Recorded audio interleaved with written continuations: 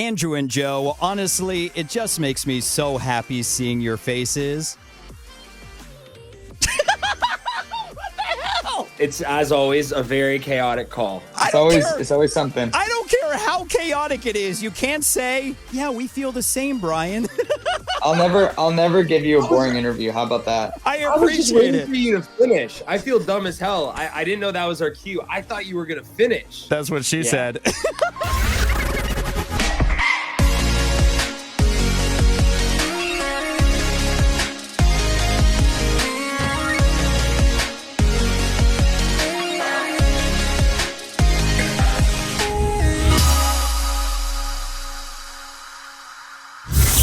Yeah, let me drink some caffeine so I can wake up a little bit. Well, Andrew, officially, congratulations on getting engaged. Thank you. We are grown-ups. Speak for yourself. In very few facets, but that apparently. Now, I'm a little confused. Did you get engaged in the middle of your set, or was it before or after? Because I saw pictures of both. That was the middle of the show was more so just for shits and gigs. You know, I'm a private person, so we were always like, hey, we'll do this privately, but it would be funny to have the engagement party at the show and then do it all there again just for the bit, you know? So she had to fake it in the middle of the set. Yeah, exactly. Love it. And Joe, thank you for taking the time in the doctor's office. Really appreciate it. Loud Luxury, welcome back to America's Dance 30. Thank you so much for having us, man. We missed you. Thank you, brother. There was your cue. Congratulations on another #1 with Young and Foolish. Hey, Let's go. That's fire. Let's go. Love to see it. By the way, the remix mashup that you guys did with LMFAO for the Vegas residency announced, that was sick. Thank Maybe you. we got to start playing that full time now. I wonder where LMFAO is bagging groceries now. I mean, those guys are legends. I always Yeah. used to see him going around in Runyon Canyon on hikes. Yeah. And it's not like he's like trying to be like either of them like low key. They would always be like they look like Harlem Globetrotters like every time they go out. I don't remember which one it was, but I remember seeing one of them during Miami Music Week literally stumbling extra. down Collins. That love sounds that. on brand for them. I gotta say, That means he had a good time in Miami then. Absolutely. I've done that once or twice. just being in LA and just being in Angelino and like, you know, whether it be hiking, getting groceries, going to a party, it's shocking the amount of places you see Red Foo. Really? He's just always on a side quest. It's nuts. And is the hair still the same or is it different? Always. Yeah. He looks like a Harlem Globetrotter. It's like he's always Yeah. decked out. Well, I can't wait to talk about Young and Foolish and find out how the song was born with Charlie on a Friday. But first, let's find out how Young and Foolish Loud Luxury is. Let's do it. So, when was the last time you threw up in an Uber? Or any car for that matter? The last time I spewed was in Art Basel. In somebody's car? I was at an after party, but I was fortunately staying at the house that the after party was at. And I drank way too much. It was Obviously. It was like 6 a.m. Blondish was playing. I think Diplo was playing in like the living room of a house. And I was just ripping shots the entire time. We just call that clearing real estate, to be honest. I love it. Making room for more. What about you, Andrew? Last time in an Uber, I mean, Uber didn't exist at this time, which makes me feel old, but it was a taxi. Senior year of college. Never actually threw up inside it, but we had to stop every 5 minutes so I could go, open the door, keep going, drive like literally 0.25 miles. Is crazy. It's so funny. That is like the cardinal sin. One of my best friends threw up in my car. I actually had to pull over on the side of the road, and I still hold it over on her like 20 years later because it's the cardinal sin. Yeah. That's not cheap detailing. No, exactly. If you're in my car, we can literally drive 10 miles an hour and stop over and over again for you to throw up. Not in the car. The second car. that contact is made in your car, it's game over. I feel horrible because I don't remember which birthday it was, but I did it in one of my best friend's car, and he was awesome about it, and still I feel so bad about it. Now, what was the last drunk text that you sent? Again, in Art Basel. I don't really drink, so like Art Basel was a big time for me, but I don't know. It's probably something incoherent. I was drinking this weekend because we went from Miami to Vegas and we had a show at Hakkasan, and then our plane broke down literally started leaking gas everywhere. Oh, So God. technically speaking, Yeah, I don't want to talk about this weekend. I was really pissed off. yeah, it was rough. So technically speaking, letting everyone know that we weren't going to make it was probably a drunk text. Oh, that is horrible. And what a frightening possible adventure for you guys. We've only missed like maybe 3 shows in our career. So that was like one Yeah. of maybe 3. I think one was a festival in Poland.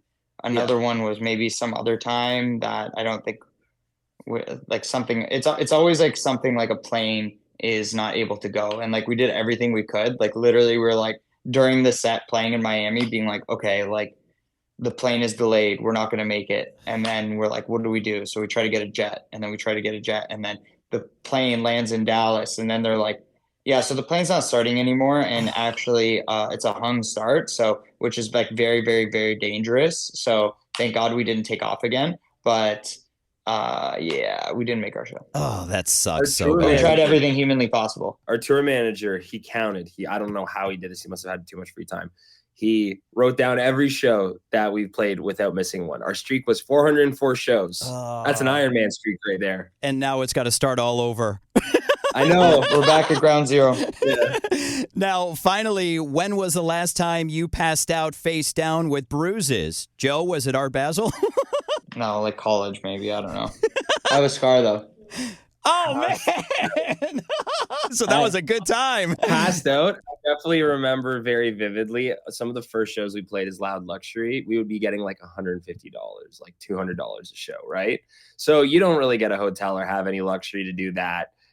So we would stay at a friend's house, but so many people would stay at this person's house when we come and play because it was a big party that it was basically like wherever you can find a sleep on the ground is good. I remember one time very vividly after playing a show like that, literally falling asleep on the floor and using bathroom towels as blankets, but not like the big long kind, just like, 5 Like to a 10 washcloth? tiny ones patchworked into a quilt. And I would definitely wake up with bruises anytime after that because you're sleeping on the damn floor. But Right? at least we know the song's authentic. Yes, we do. Absolutely. Now, really quick, not to interrupt you, Andrew, but Joe, do you want me to let you go so the doctor can check on you, or do you want to stay in? No, we're good. We're good. We're good. Don't worry. All right, well, let's talk about this smash. How was Young and Foolish born? And was EDC Orlando last year the first time you guys dropped it? That's the first time we played it. But yeah, we started working with Charlie, and he's honestly the best. Like it was so good. We had our first studio session together, and I ordered like 60 potato balls by accident, so I was able to feed the entire studio. Yeah, Portos. And yeah, I mean, he's the homie. He's on the rise, and he's somebody that we love working with because, I mean, that type of energy, like literally we were in the studio 3 days before and we're like, yeah, we're playing EDC Orlando. You want to pull up? And I somehow convinced him to just like send it to EDC. When did you guys start working on it? Right before that. Yeah. Oh, it was so pretty quickly. it was a quick process. It was then. quick one of the turnaround. fastest songs. Yeah. Because basically what happens, we'd worked on it, and then Charlie was getting ready, I think, to get his album done, which is coming out, in the next few months right now. So they were like, hey, before we go into album mode, we'd love to get this out, but we obviously can't get out in the middle of doing an album. So we were like, all right, fastest the songs ever come together, 2 weeks in the studio, out by December. But sometimes the best ideas just come out fast. Now, with you guys dropping it at EDC Orlando and testing it out, has there ever been a time when you have dropped a song to test it out and the crowd didn't react to it and you just kind of shelved it? Not really. We don't test songs out like that. Wait. Joe's don't really going, test songs no, out like not that. really. Andrew goes, yeah. We're No, both right. We're both right. we don't The really reason play why- songs out that are not out. Yeah. For that reason, because it's always a weird reaction. Like even at EDC, like if we played it and Charlie wasn't performing, people would have been like, cool, like this, whatever. Like they probably would have like vibed with the drop or whatever, but like it's always a weird feeling because people don't know the words because it's not out. You know what I mean? Like people they can't sing it. They're like kind of standing there like, do I like this? I don't know. Well, something that I love to find out about the songs are how many different V's there are with all the tweaking and everything. Do you remember how many V's? Yeah, I could probably tell you right now. I want to imagine this one. Like I said, it came together a lot faster. So, but that doesn't mean that there wasn't a lot of tweaking.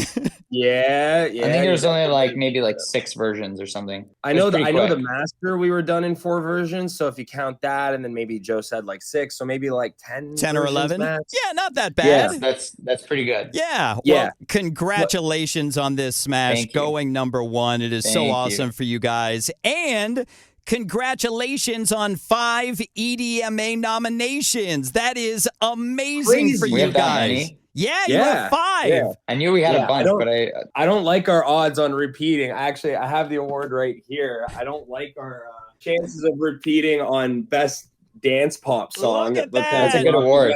That's a good award.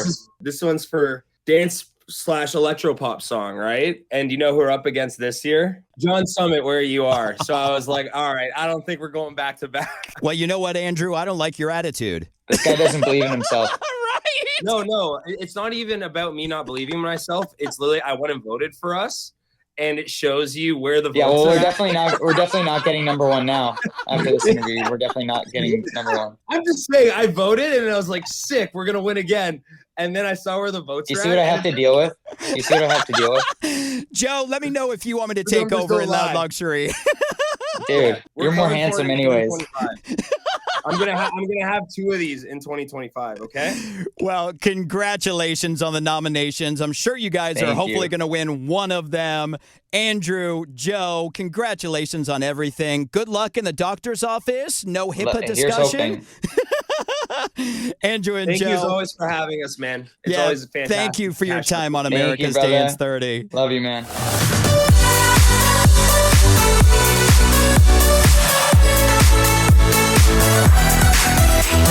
be right back.